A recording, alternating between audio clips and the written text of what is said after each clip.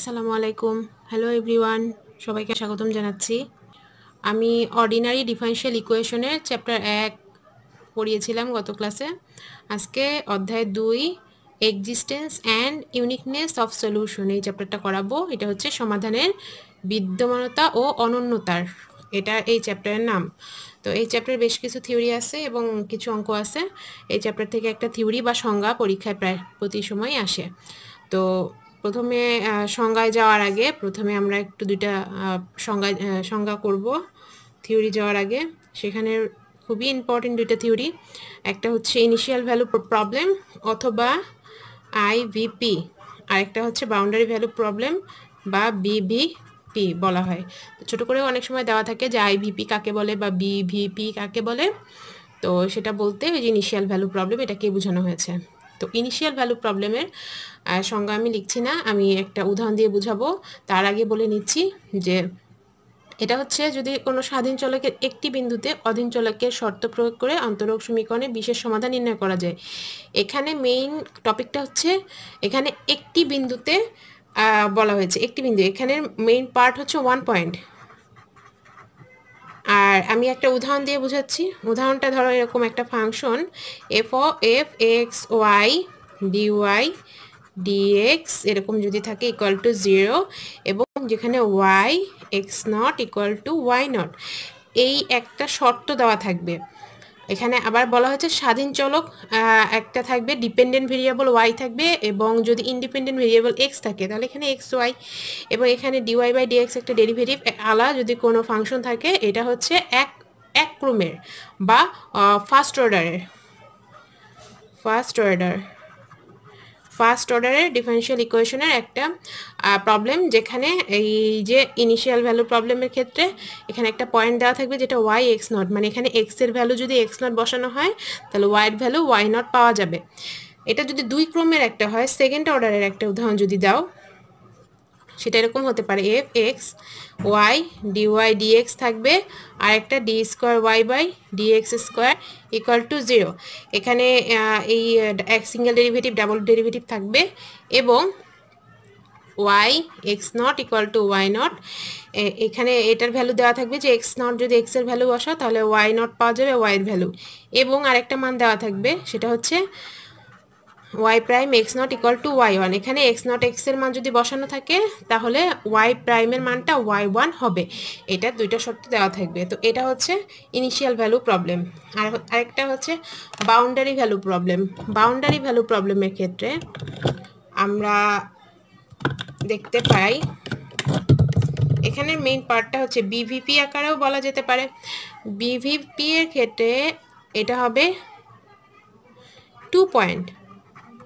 প্রথমটা initial value প্রবলেমের part ছিল 1 পয়েন্ট, এটার মধ্যে মেইন পার্ট হচ্ছে এখানে দুইটা বিন্দুতে অধীন চলক এবং ইহার অন্তরজের শর্ত প্রয়োগ করা থাকবে।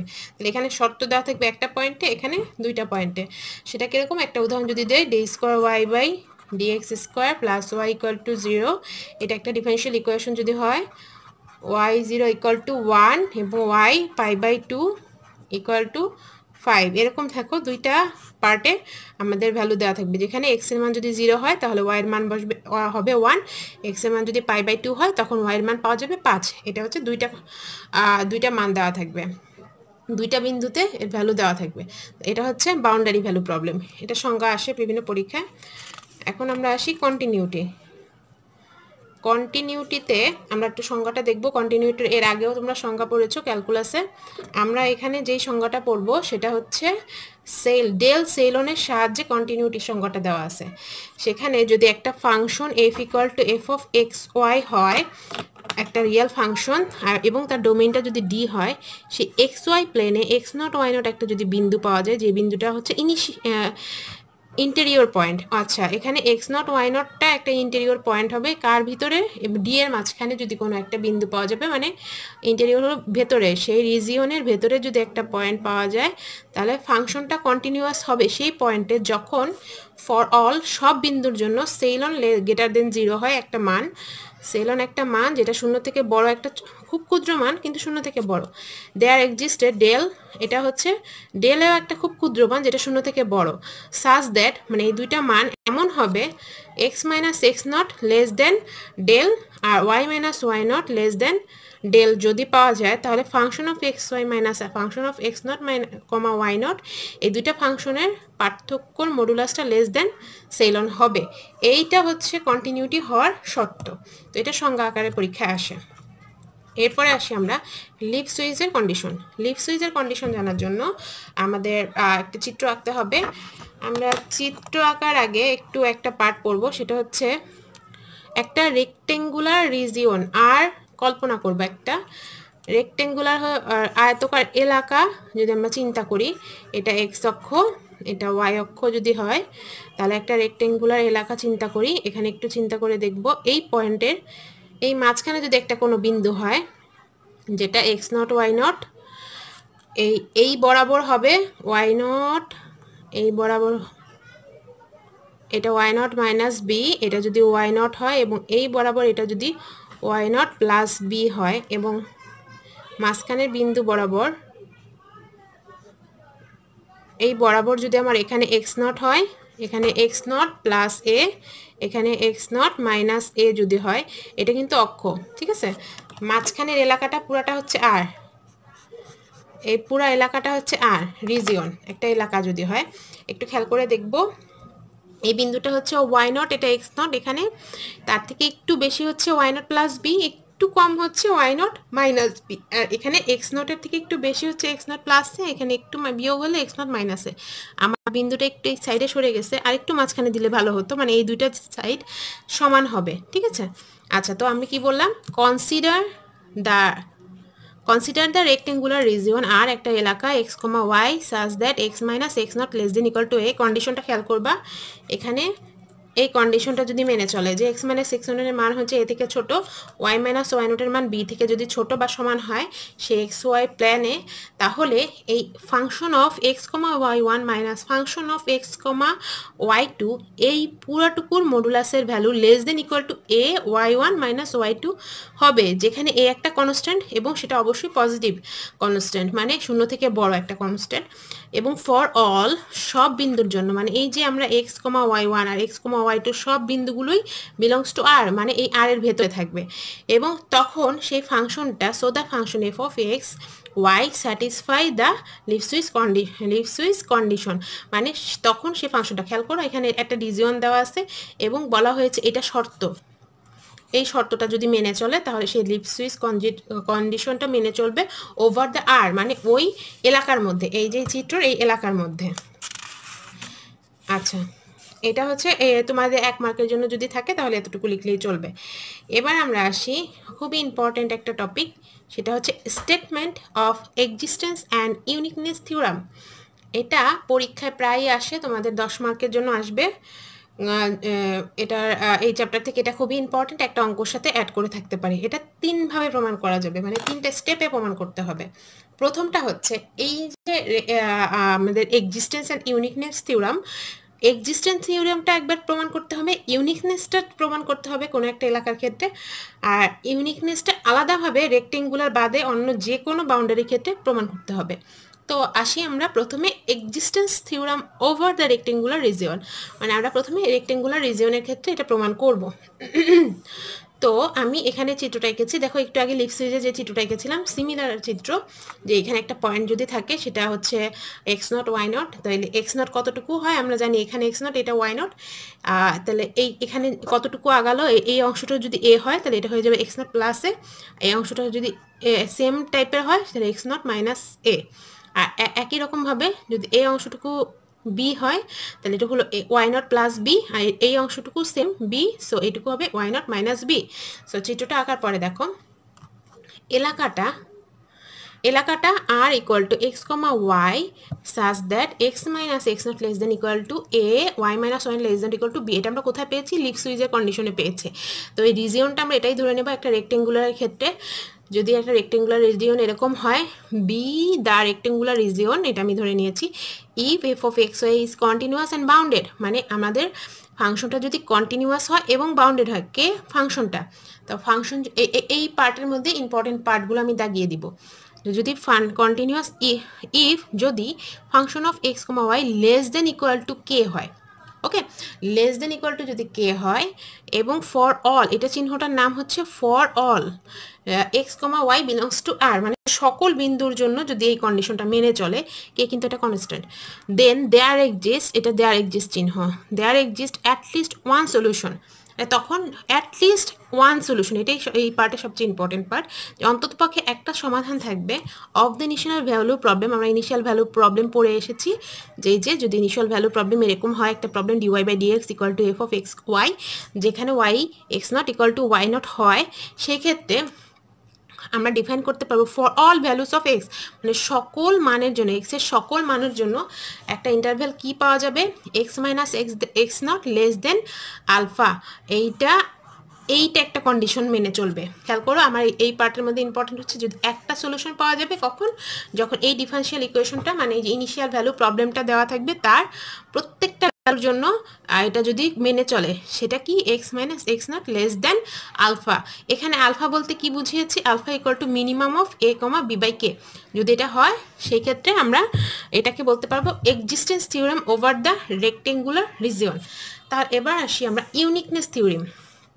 তো ইউনিকনেসের জন্য সিমিলার মতো আগের মতোই আমরা লিখবো, হ্যাঁ আগের মতোই লিখবো, আর একটা রিজিয়ন দেওয়া আছে যেটা রেক্টেঙ্গুলার রিজিয়ন, এখানে লিখেছিলাম if f of x y is continuous and bounded, তাহলে এখানে আমরা চেঞ্জটা কোথায়, এখানে এফ অফ এক্সের সাথে এখানে del f by del y, এখানে ডেরিভেটিভটা কন্টিনিউয়াস এবং বাউন্ডেড হতে হবে, সেই ক্ষেত্রে আগের মতো একই, এই ফাংশনটার মান কে less than equal to k হবে, এটা কিন্তু আগেরটাও ছিল less than equal to k, কিন্তু এখানে এক্সটা কি del f by del y এর ভ্যালুটা less than equal to m, এখানে এই কন্ডিশনটা বেশি, এটা হতে হবে ফর অল, সব ভ্যালুর জন্য x comma y belongs to R হতে হবে, দেয়ার এক্সিস্ট মানে অবশ্যই সেখানে থাকবে, ফর অল মানে সবার জন্য, দেয়ার এক্সিস্ট মানে সেখানে অন্তত পক্ষে একটা ইউনিকনেস সলিউশন পাওয়া যাবে of the initial value problem, initial একটা ভ্যালু প্রবলেম আগেরটার মতো, as define for all value of x initial in the interval, আগেরটার ইন্টারভেলটা ছিল x minus x not less than alpha, এখানের ইন্টারভেলটা হলো x minus x not less than equal to alpha,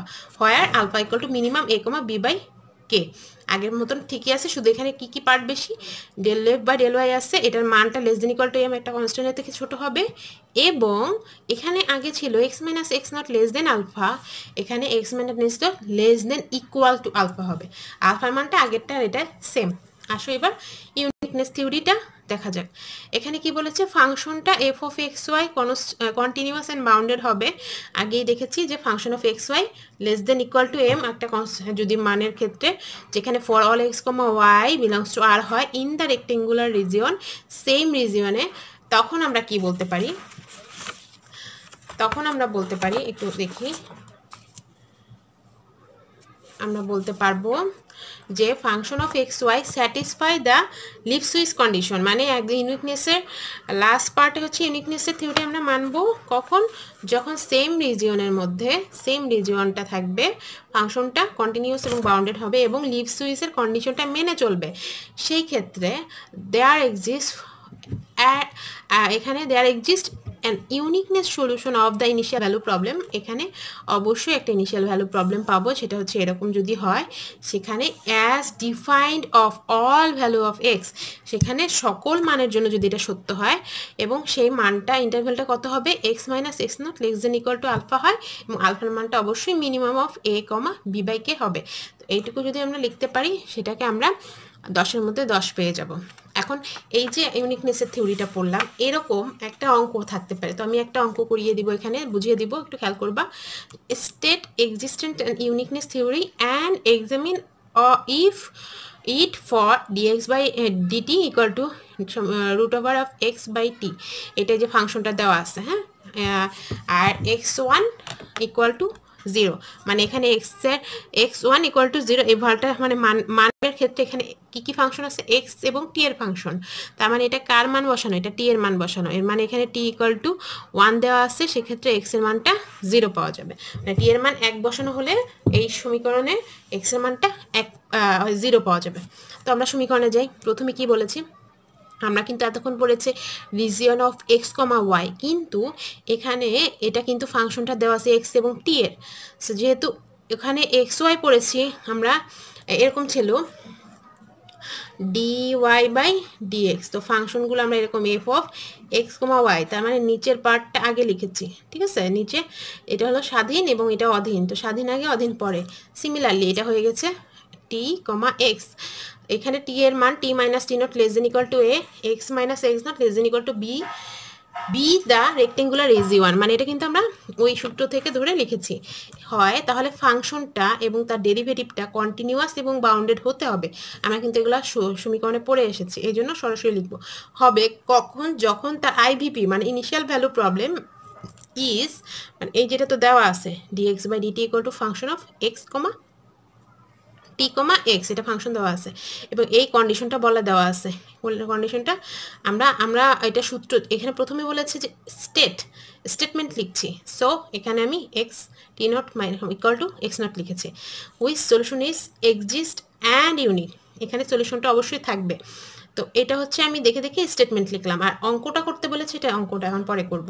তো আমি যদি ফাংশনের সাথে মিলিয়ে নেই, তাহলে আমি প্রথমে অঙ্কটা উঠিয়ে নিলাম, উঠানোর পরে তাহলে এখানে ফাংশনটাই টু, তাহলে এটা ফাংশনটা কে f of t comma x equal to root over x by t. এখানে এই যে আগেই বলেছিলাম যে এটা x equal to 0 t equal to 1, তার মানে কি এটা ইনিশিয়াল ভ্যালুতে আমরা এক্স নট ধরি, তাহলে এক্স নটের মান 0 বসাবো আর তখন টি নটের মান 1 পাবো। তাহলে এক্স নট ইকুয়াল টু 0 আর টি নটের মান 1 পেয়েছি। তাহলে এটাকে যদি ডেরিভেটিভ করতে হয় কি করব? আমরা ডেরিভেটিভ করব এক্স এর সাপেক্ষে, তাহলে টি তখন কনস্ট্যান্ট, তাহলে 1/টিটা রয়ে গেছে। 1/টি যদি রয়ে যায় তো থাকে হলো রুট ওভার এক্স। এইটাকে আমরা ডি/ডিএক্স যদি করতে হয় তাহলে 1/টি থেকে যাচ্ছে, আর রুট ওভার এক্সকে ডেরিভেটিভ করলে কি হয় 1/2 রুট এক্স। তাই এইটা একসাথে এরকম লেখা যায় 1/2t রুট ওভার এক্স। এখন আমরা ধরে নিই দুইটা বিন্দু এ এর মান এবং বি এর মান ধরে নিলাম, একটা এ মান 1 আর বি এর মান 1, এটা ধরে নেওয়া হয়েছে। তাহলে আমরা ইনিশিয়ালি আমরা সূত্রটা কিভাবে লিখতে পারি, যেখানে প্রথম ভ্যালু থেকে এই লাইনটা আমি লিখে নিই, এটা আমি দেখে দেখে লিখে নিয়েছি, সেখানে এ এর মান বসিয়েছি, বি এর মান বসানো হয়েছে। টি নটের মান কিন্তু আমরা জানি যে 1 আর এক্স নটের মান 0, এই জন্য এক্স মাইনাস 0 শুধু এক্স রয়ে গেছে। তাহলে দেখো আমি যদি এটা লিখতে পারি, এখানে কি বোঝানো যাচ্ছে যে এটা কন্টিনিউয়াস নয়, এই যে ফাংশনটা ডেরিভেটিভটা del f by del x is not continuous. So এই যে আইভিপিটা কন্টিনিউয়াস না হলে, আমাদের তো ফাংশনে বলেছে যে কন্টিনিউয়াস হতে হবে, যদি কন্টিনিউয়াস না হয় তাহলে তো সে ইউনিক হবে না, কিন্তু যেহেতু এটা কন্টিনিউয়াস হয়নি, সো এটার ইনিশিয়াল ভ্যালু প্রবলেমটা ইজ ইউনিক, নট ইউনিক। এই পর্যন্ত লিখতে পারলেই সলিউশনটা লিখতে পারবে। তো আশা করি সবাই বুঝতে পেরেছ। এর পরবর্তী চ্যাপ্টারগুলো নিয়ে হাজির হব। সবাই সাথে থাকবে আমার। আল্লাহ হাফেজ।